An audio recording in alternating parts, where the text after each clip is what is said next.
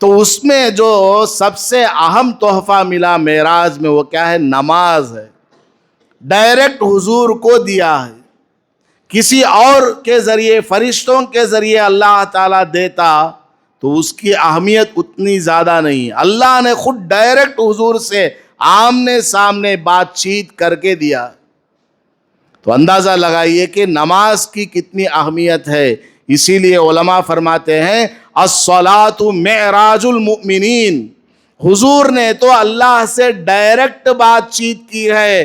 اے لوگوں، تم نماز پڑھ کے اللہ سے بات چیت کرو. بندہ نماز پڑھتا ہے، سورہ فاتحہ پڑھتا ہے، الحمدللہ رب العالمین کہتا ہے، اللہ تعالیٰ جواب دیتا ہے حمیدنی عبدی، میرے بندے نے میری تعریف بیان کی.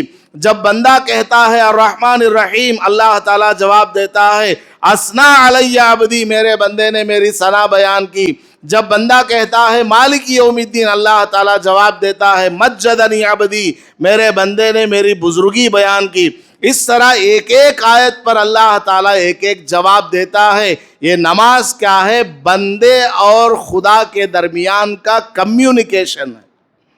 ایک فرشتہ نمازی کے سامنے کھڑے ہوتا ہے، جب نمازی سلام پھیرتا ہے اپنی نماز سے، فرشتہ اس سے کہتا ہے اے بندے، اے نمازی، اگر تو اس اللہ کو دیکھ لیتا نماز میں جس کے سامنے کھڑے ہو کر کے تو نماز پڑھ رہا ہے، قیامت آ جائے گی لیکن تو سلام نہیں پھیرے گا.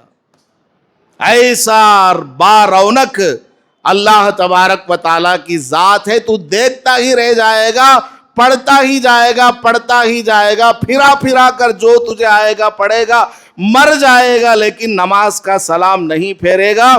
اتنے بڑے رب کے سامنے تو کھڑا ہوا ہے. تو نماز جیسی عبادت اللہ تعالیٰ نے معراج میں بلا کر کے عطا فرمایا ہے. آج ہمارے مسلمان نماز سے ہی دور ہیں. کتنے لوگ ایسے ہیں جو نماز پڑھتے ہیں اور کتنے ایسے ہیں جو نماز نہیں پڑھتے. پرسنٹیج کا کوئی حساب ہی نہیں لگایا جا سکتا. 2,500-3 ہزار آدمی ایک ایک مسجد کے محلے میں رہتے ہیں اور نماز میں آنے والے مشکل سے 100 آدمی. وہ 100 آدمی بھی 5 ٹائم پڑھنے والے نہیں.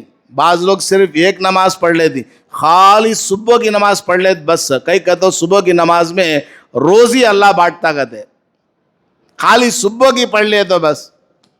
بعض لوگ خالی مغرب کی نماز پڑھ دی، صبح سے لے کو کرے سو پورے گناہ مغرب میں معافی مانگ لے چل جاتے.